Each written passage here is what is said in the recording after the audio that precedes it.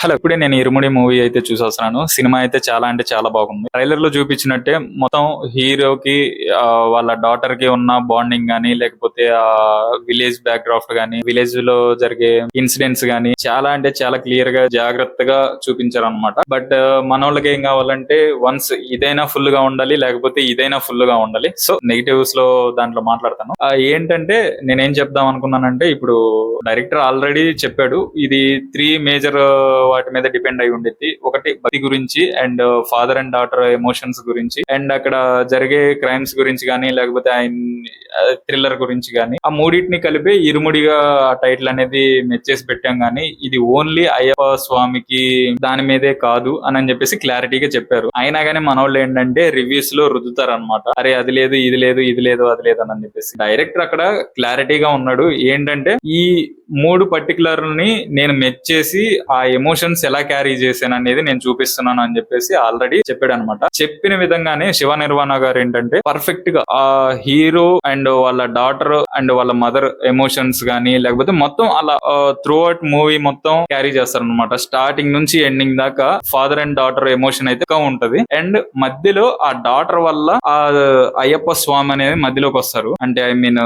వాళ్ళ డాటర్ వల్లనే ఇలా అయ్యప్ప మాల వేస్తారు. ఇంకా అయ్యప్ప మాలలో ఆ 41 days అనేది దీక్ష పర్ఫెక్ట్ గా చేస్తారనమాట. సో దాన్ని క్లియర్ కట్ గా బాగా చూపించారు. అండ్ ప్లస్ ఒక అంటే ఆ దీక్షలో ఉన్నప్పుడు మన రౌడీ గ్యాంగ్ వచ్చినా కానీ ఎలా హ్యాండిల్ చేస్తారనేది ఒక క్యూరియాసిటీ ఫస్ట్ ట్రైలర్ లో చూపించినప్పుడే ఉంది. సో దాన్ని కూడా చాలా అంటే చాలా బాగా చూపించారు అనమాట. ఇకపోతే ఇక దాంట్లో క్యారెక్టర్స్ అన్ని కూడా చాలా గ్రేయిష్ గా ఉంటాయి. అంటే గ్రే క్యారెక్టర్ లాగా అంటే అరే ఈడి చేస్తుంటారా అరే ఈడేరా దొంగ అన్న మూమెంట్ మనకి కలిగిద్ది అనమాట. సో అది కూడా చాలా బాగా క్యారీ అయింది. ఇకపోతే ఆ విలన్ ఎవరో తెలిస్తే స్టోరీ అయిపోయింది. విలన్ ఎవరో తెలియకుండా ఉండటానికే కదా మొత్తం గ్రే క్యారెక్టర్స్ ఒక హీరో చుట్టూరు గ్రే క్యారెక్టర్స్ ఉంటాయి. అవి మనకు అర్థమైతే అరే ఈడు చేసి ఉండొచ్చు అని చెప్పేసి. కానీ అది లాస్ట్ దాకా మనకి తెలీదు. ఒకవేళ మీకు ఆ విలన్ వాళ్ళు అని చెప్పేసి డౌట్ వచ్చినా గానీ అరే ఈడికి వాడికి ఎందుకు కనెక్షన్ ఉంది, వీళ్ళకి ఎందుకు కనెక్షన్ ఉంది అనేది మనకి ఐడియా రాదనమాట. సో నేను చెప్పొచ్చేది ఏంటంటే ఆ క్యారెక్టర్స్ అనేవి ఆ డైరెక్టర్ చాలా అంటే చాలా బాగా ప్లేస్ చేశారు. మనకి సస్పెన్స్ థ్రిల్లర్స్ అంటే మలయాళం మూవీస్ ఉంటాయి కదా, ఆ టైప్ లో ఎక్స్పెక్ట్ చేసి అయితే వెళ్ళొద్దు. ఎందుకంటే అంత ఇన్ డెప్త్ థ్రిల్లింగ్ అయితే ఉండదు. థ్రిల్లింగ్ అంటే అంత థ్రిల్లర్ కాదు. ఒక హీరో ఒక పల్లెటూరి వ్యక్తి, ఒక డ్రింకరు, వాళ్ళ కూతురు అంటే చాలా ఇష్టం ఉన్న వ్యక్తి వాళ్ళ కూతురుని ఎలా చూస్తాడో ఊర్లో ఉన్న పిల్లల్ని కూడా తన కూతురు లాగే చూసుకొని ఎలా రియాక్ట్ అయ్యి వాళ్ళ కోసం ఎలా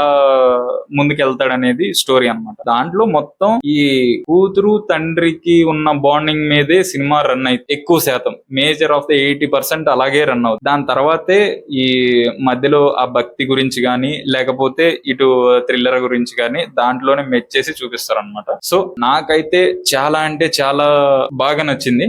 దీంట్లో మెయిన్ స్టోరీ ఆల్రెడీ తెలిసిపోతుంది.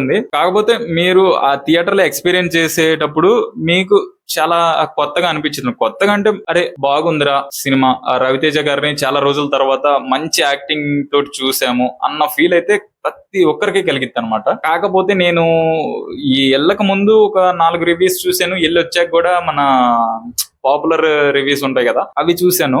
వాళ్ళు కొంచెం హాఫ్ ఆఫ్ ది చెప్తారనమాట. కొంచెం ఏంటంటే కొన్ని పాయింట్స్ మాక్సిమం ఎలా ఉంటాయి సర్కాసిజం గా ఉంటాయి అనమాట. ఎలా ఇప్పుడు హీరో ఫోన్ పగిలిపోతే పక్కన ఎవరో ఫోన్లు ఉండవా కూతురుతో మాట్లాడడానికేనని చెప్పి అరే అది చెప్తే స్టోరీ అక్కడతోటి అయిపోయింది కదా, అది చెప్పకూడదనే కదరా బాబు పెట్టేది. అది కొన్ని ఉంటాయి ఇలాగా.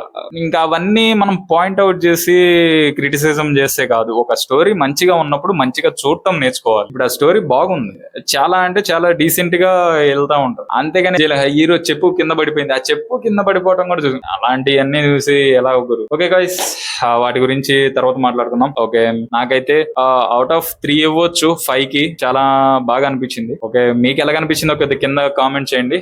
ఈ రివ్యూ కొంచెం బాగుండి బాగలేకపో ఉండొచ్చు, ఎందుకంటే ఇలాంటి ఇప్పుడిప్పుడే స్టార్ట్ చేశాను అనమాట రివ్యూస్. ఎలా అనిపించిందో కొద్ది కింద కామెంట్ చేయండి. ఒకవేళ ఏమన్నా తప్పులు ఉన్నా కానీ చెప్పండి. ఓకే, నేను దాని గురించి వాటిని బట్టి నేను నేర్చుకుంటాను అనమాట. ఒకవేళ వీడియోలో ఏమన్నా సరిగ్గా లేకపోయినా ఒక వాయిస్ ఓవర్ బాగాలేకపోయినా కానీ ప్లీజ్ గైస్ అదొకటి కొద్ది కింద కామెంట్ చేయండి. ఒకవేళ ఫుల్ గా చూస్తే by, please subscribe and like. By.